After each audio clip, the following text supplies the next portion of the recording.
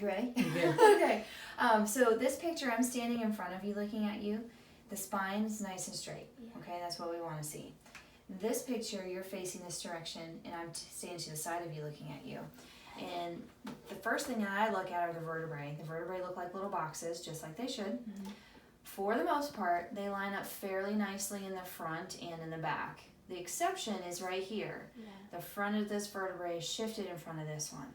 And that is called listhesis. It's just a fancy way of saying movement.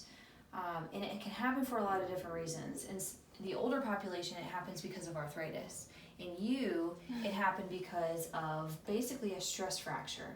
So you have something called a pars defect, which is a defect in the bone right there. So if you compare the other ones, you see how it stays white? Yeah. You see these white bridges? Here, you've got a lucency, so a darker patch.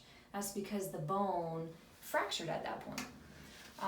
This fracture is very different than other fractures. So if you fracture your arm, we expect that the bone will heal 12 weeks. You go back to normal life, no big deal. This fracture is a little bit different. It doesn't completely heal ever. Yeah. Okay, so this defect, we'll be able to see it on X-ray and MRI for the rest of your life. Okay? That doesn't mean you'll be in pain the rest of your life. It just means we'll see it on your imaging. So this happens quite often in younger people, teenage to early 20s, athletes, women. Okay? So what do we do about this? Well, the initial fracture plus the pain that comes with that is due to inflammation, swelling in that area. This happened 2 years ago. That stuff is all over with. So the residual pain is more muscular, maybe a little bit of inflammation in that area just because of touching a nerve. And the answer is no, and I'll show you that.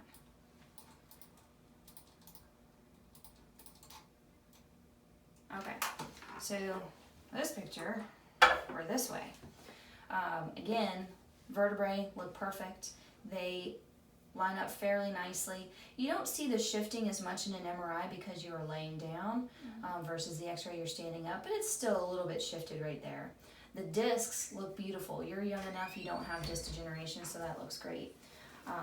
This is your spinal cord. It ends around L1 and then turns into a tail of nerves. All that looks fine. If we look at this image, you're laying on your back, your feet are coming out this way. This is your right side, left side, back, belly. This line tells me where we are, and this is a normal level. So your disc should look like an oval. You should have a large central canal where the nerves are. These gray things are nerves, and those nerves will exit either side down into the legs. And then this Y shape is that facet joint. This little piece of bone here is where your pars defect is. So if we go down to that level, everything is perfect.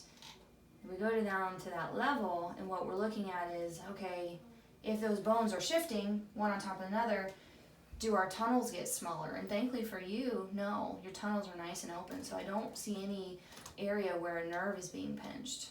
Okay, so that's a good thing. Because that would give you other symptoms. That would give you more constant leg pain, numbness, tingling, that sort of thing. So we're not dealing with that. One question I get frequently is, well, will I deal with that in the future? There's no way to predict that. I can tell you the pars defect, the slippage from that, the likelihood of it really progressing is pretty slim. We don't see that unless there's